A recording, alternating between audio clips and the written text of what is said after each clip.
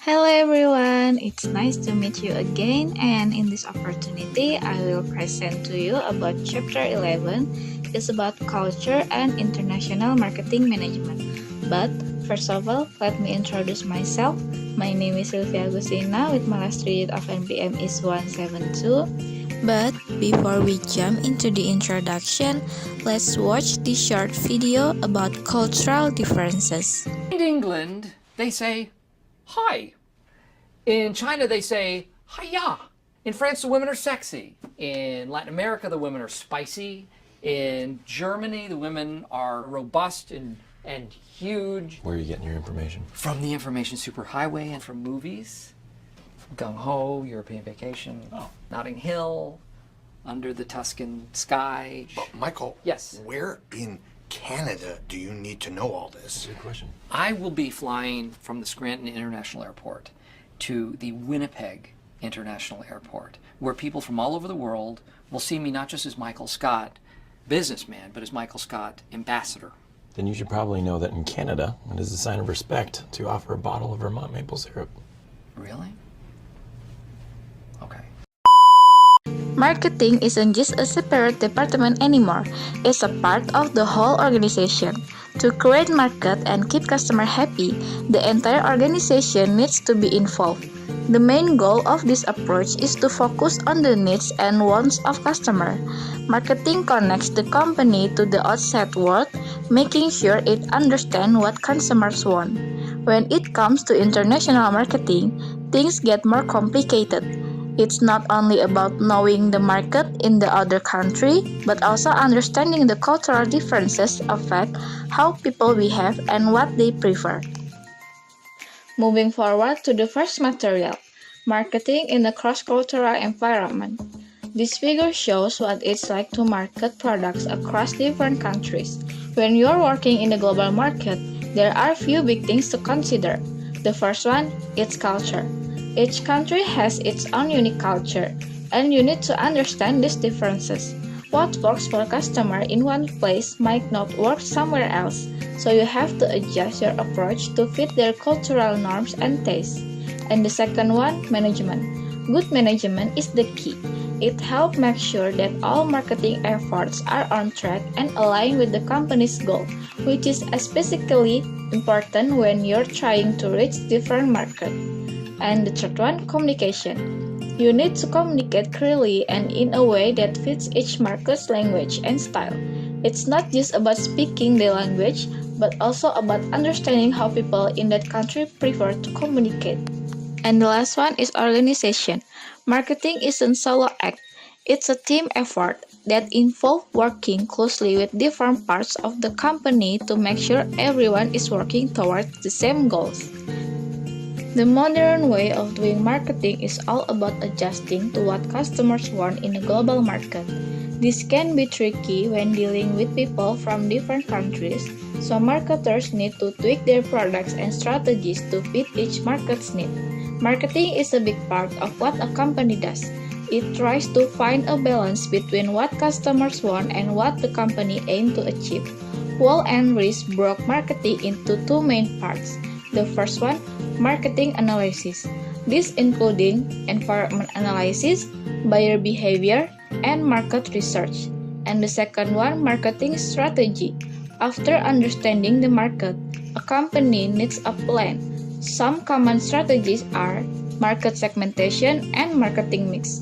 These activities are all tied into the company's overall plan. With good planning, a company can use its resources well to reach its goal. Management helps keep everything running smoothly so customers stay happy. But some experts think this way of looking at marketing is a bit outdated and doesn't fully meet today's need. Next, traditional view and new ideas and concepts. Welford et al. At 2008 suggests that the traditional marketing mix might be outdated. They argue that modern marketing should focus more on understanding and creating value for customers through a market-oriented strategy. This approach means marketing isn't just one department's job. It's a shared effort across the whole company. This shift aligns with relationship marketing, which emphasizes building strong, lasting connection with customer rather than just using the traditional marketing mix. It's about ongoing interaction that aims to exceed customers' expectation. Next, international marketing. Wall and Ruiz describe international marketing as any marketing activities that happen across border. This can vary based on how globally focused a company is. The first one, local focused company. Most sales happen domestically with exports being less of priority. And the second one, multinational company. They sell worldwide and treat their home country just like any other market. And the third one, global strategy companies. They aim to sell similar products or services globally with a unified strategy like Coca-Cola. This works well when products don't need much local adoption, like in telecom or pharmaceuticals. The success of international marketing depends on both the target market and the company's marketing approach, which can range from focusing on production or sales to being consumer-centric or social responsible. Next, intercultural marketing. Intercultural marketing focuses on adapting products and strategies to fit the needs and desires of different cultures. Usonier and Lee describe it as balancing both localization and globalization. It considers factors like geography, nationality, and consumer preference related to age, class, ethnicity, and lifestyle. For intercultural marketing to work, consumers need to relate to a product. They buy products not just for their function but for the cultural meaning they find in them. Usonier and Lee point out two key elements in this process. The first one, identity. The desire to maintain cultural familiarity and feel at home. And the second one, exotism. It's the urge to explore new cultures and experiences. These elements often overlap, making cultural adaptation complex. Instead of targeting specific countries, it's helpful to group countries or customers with similar cultural traits. The next is cross-cultural consumer behavior. Understanding cultural differences is key for connecting with customers from various backgrounds. As Kainak and Jalat note, geographic and political boundaries are becoming less significant due to shifts in the global economy and evolving consumer behavior. For example, younger generations across countries, including China, are learning towards more individualistic buying habits. While cultural differences still exist, consumer preferences are becoming more uniform, impacting international marketing strategies. Usonier and Lee highlight that even with this shift, understanding local consumer intention remains crucial. Models of consumer behavior can't always be universally applied. They need to account for cultural specifics. This challenge is especially clear in markets like Europe. The last one, problems with cross-border market research. Welford et al. Highlights several challenges with cross-border market research. These including language barriers, question sensitivity, research techniques, cultural differences, suspicion, statistical comparison, and fragmentation. Moving on to the second material, marketing communication across culture. Firstly, promoting brands internationally. A brand can mean everything in marketing, sometimes even more than the product itself.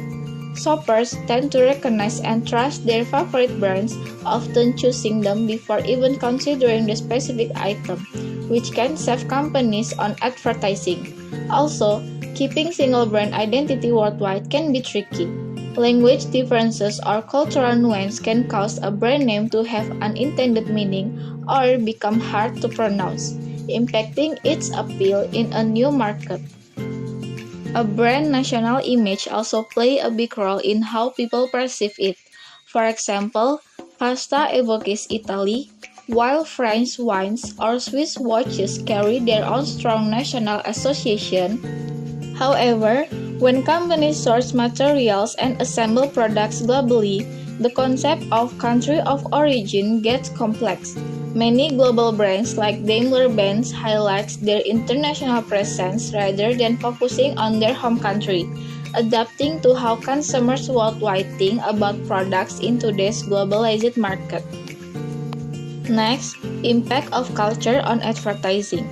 Advertising is a key way for companies to communicate with customers and promote their products. While the internet offers global marketing opportunities, it also presents challenges as companies must navigate different market and consumer preferences.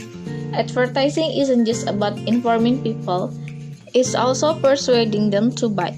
Some see it as a universal part of life, while others emphasize its power to create needs. At its core, advertising connects producers with consumers, aiming to generate demand and maintain product recognition. For international marketers, it's crucial to look beyond language and behavior to understand how different cultures perceive products, brands, and message. Researching consumer lifestyles and market segments increasingly consider cultural influence on buying behavior. By taking a cultural approach, marketers can provide valuable insight that shape advertising strategies instead of merely presenting a product. They create symbolic messages that highlight the benefits for consumers.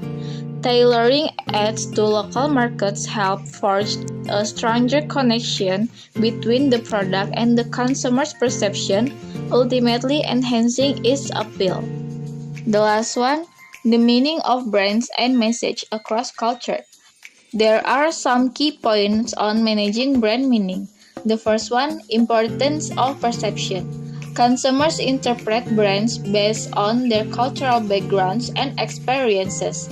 Marketing must align with this interpretation for effective communication. The second one, local adaptation. Even with a standardized product, tailoring message can make a product feel more relevant to local customers. And the third one, balancing in social marketing. In social marketing, framing message positively or negatively must consider cultural differences. For example, fear-based appeals may work better in collectivist culture than in individualistic ones. Understanding and respecting cultural differences allows brands to maintain a strong identity while making necessary adjustments to connect better with diverse audience. And now we reach the conclusion part.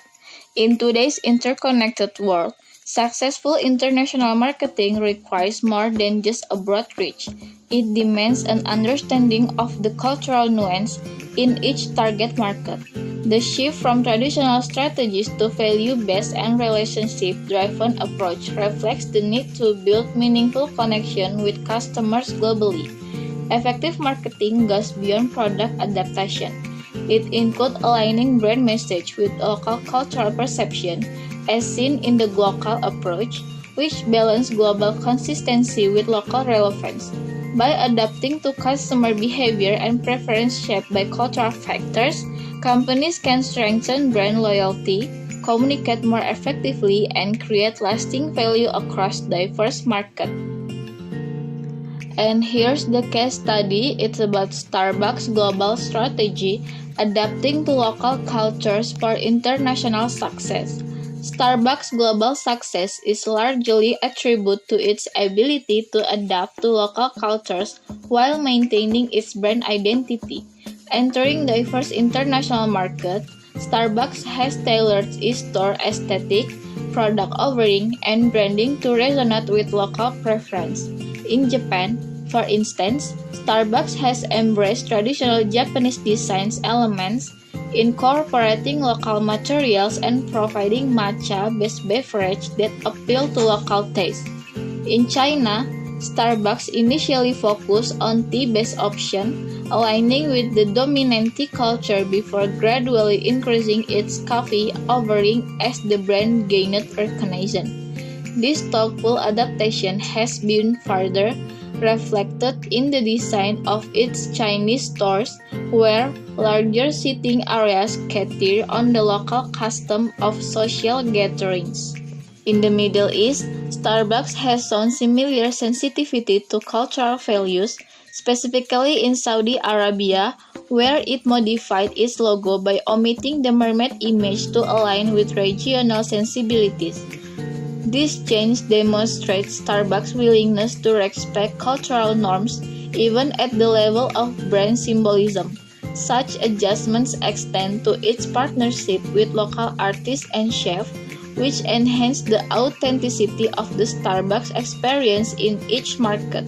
This approach has strengthened Starbucks' resonance with customers worldwide, making it a prime example of cultural adaptation.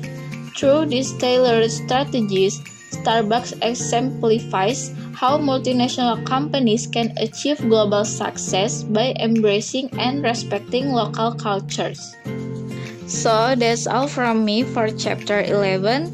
Thank you for your attention and have a good day, everyone.